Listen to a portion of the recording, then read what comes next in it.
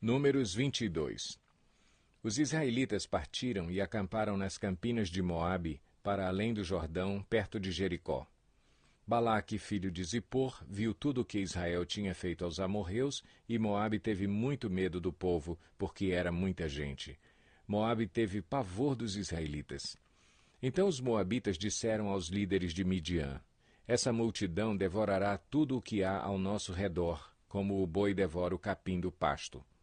Balaque, filho de Zippor, rei de Moabe, naquela época, enviou mensageiros para chamar Balaão, filho de Beor, que estava em Petor, perto do Eufrates, em sua terra natal. A mensagem de Balaque dizia: Um povo que saiu do Egito cobre a face da terra e se estabeleceu perto de mim. Venha agora lançar uma maldição contra ele, pois é forte demais para mim. Talvez então eu tenha condições de derrotá-lo e de expulsá-lo da terra. Pois sei que aquele que você abençoa é abençoado, e aquele que você amaldiçoa é amaldiçoado. Os líderes de Moabe e os de Midian partiram, levando consigo a quantia necessária para pagar os encantamentos mágicos.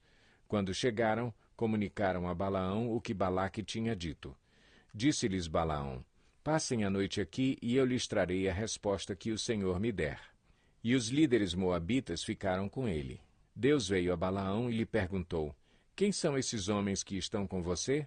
Balaão respondeu a Deus: Balaque, filho de Zippor, rei de Moabe, enviou-me esta mensagem: Um povo que saiu do Egito cobre a face da terra.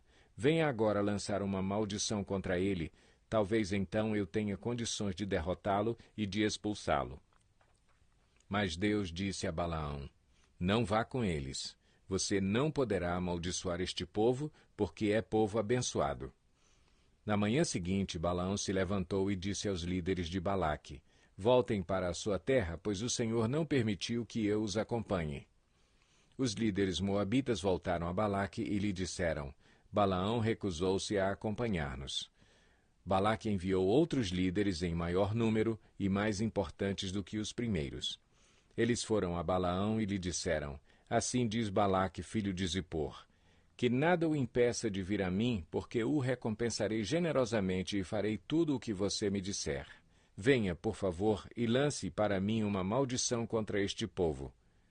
Balaão, porém, respondeu aos conselheiros de Balaque: Mesmo que Balaque me desse o seu palácio cheio de prata e de ouro, eu não poderia fazer coisa alguma, grande ou pequena, que vá além da ordem do Senhor, o meu Deus.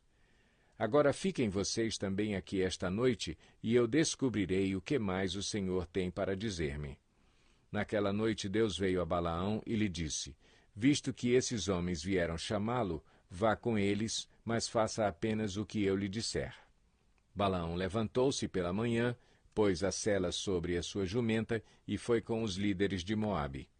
Mas acendeu-se a ira de Deus quando ele foi, e o anjo do Senhor pôs-se no caminho para impedi-lo de prosseguir. Balaão ia montado em sua jumenta, e seus 2 servos o acompanhavam.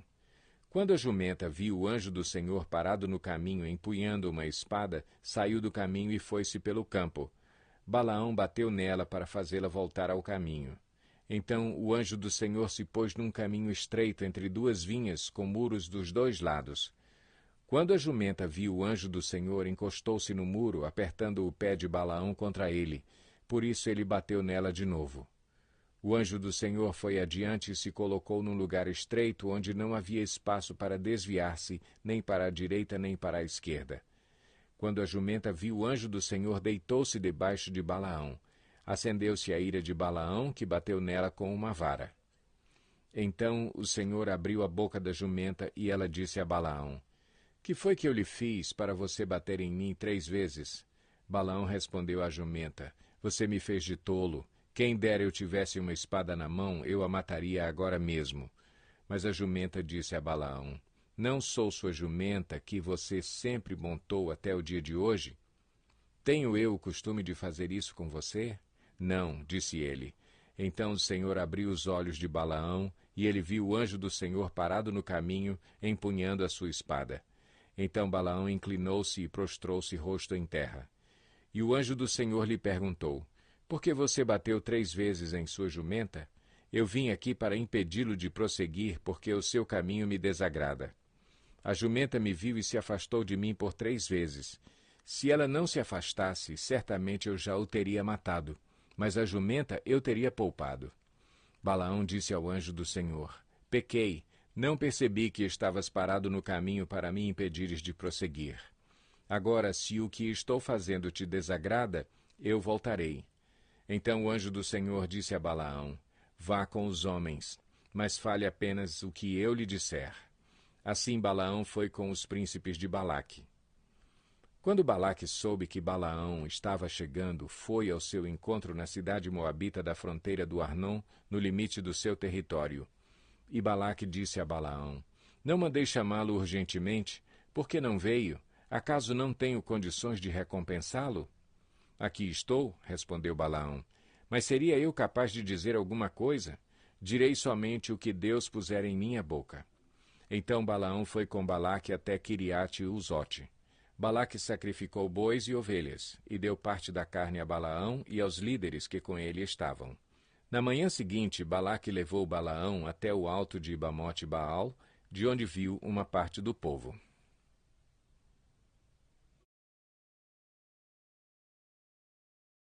João 17. Depois de dizer isso, Jesus olhou para o céu e orou: Pai, chegou a hora. Glorifica o teu Filho para que o teu Filho te glorifique, pois lhe deste autoridade sobre toda a humanidade, para que conceda a vida eterna a todos os que lhe deste. Esta é a vida eterna, que te conheçam, o único Deus verdadeiro, e a Jesus Cristo, a quem enviaste. Eu te glorifiquei na terra, completando a obra que me deste para fazer. E agora, Pai, glorifica-me junto a ti com a glória que eu tinha contigo antes que o mundo existisse. Eu revelei teu nome àqueles que do mundo me deste. Eles eram teus, tu os deste a mim, e eles têm obedecido à tua palavra. Agora eles sabem que tudo o que me deste vem de ti, pois eu lhes transmiti as palavras que me deste, e eles as aceitaram. Eles reconheceram de fato que vim de ti e creram que me enviaste. Eu rogo por eles. Não estou rogando pelo mundo, mas por aqueles que me deste, pois são teus. Tudo o que tenho é teu, e tudo o que tens é meu, e eu tenho sido glorificado por meio deles. Não ficarei mais no mundo, mas eles ainda estão no mundo, e eu vou para ti.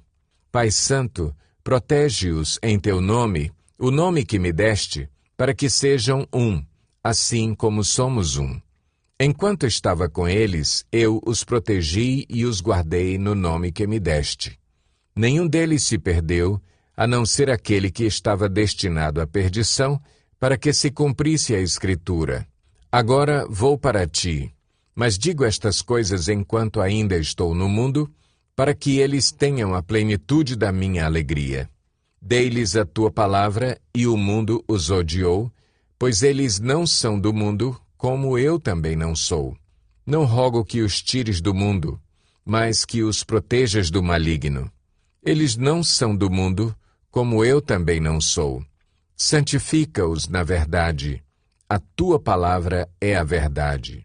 Assim como me enviaste ao mundo, eu os enviei ao mundo. Em favor deles eu me santifico, para que também eles sejam santificados pela verdade. Minha oração não é apenas por eles.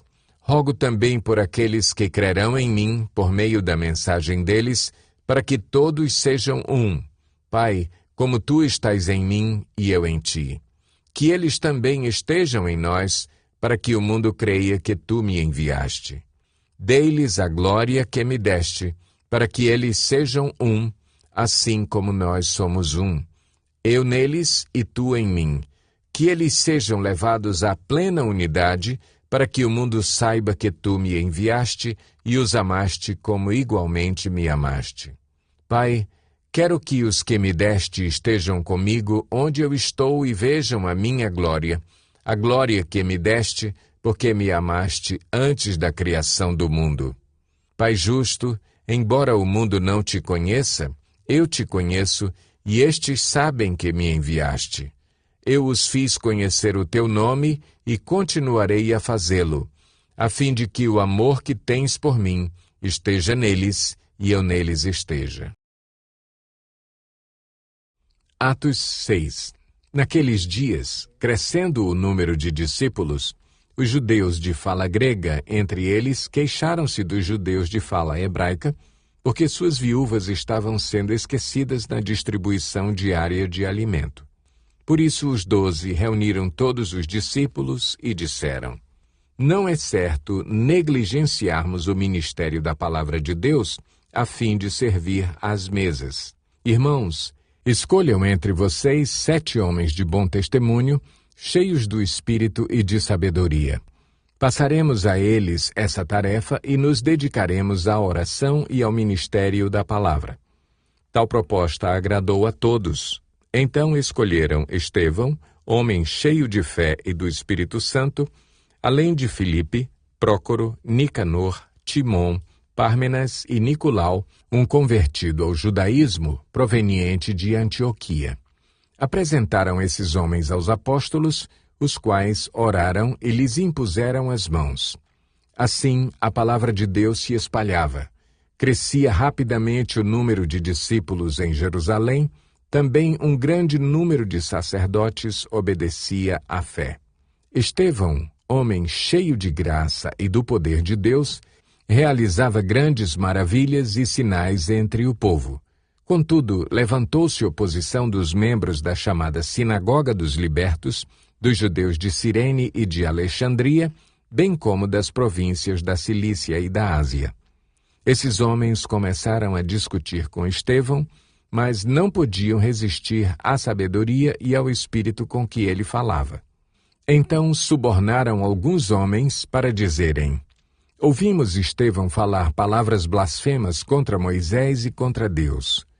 Com isso, agitaram o povo, os líderes religiosos e os mestres da lei. E, prendendo Estevão, levaram-no ao sinédrio. Ali apresentaram falsas testemunhas que diziam: este homem não para de falar contra este lugar santo e contra a lei, pois o ouvimos dizer que esse Jesus, o Nazareno, destruirá este lugar e mudará os costumes que Moisés nos deixou. Olhando para ele, todos os que estavam sentados no sinédrio viram que o seu rosto parecia o rosto de um anjo.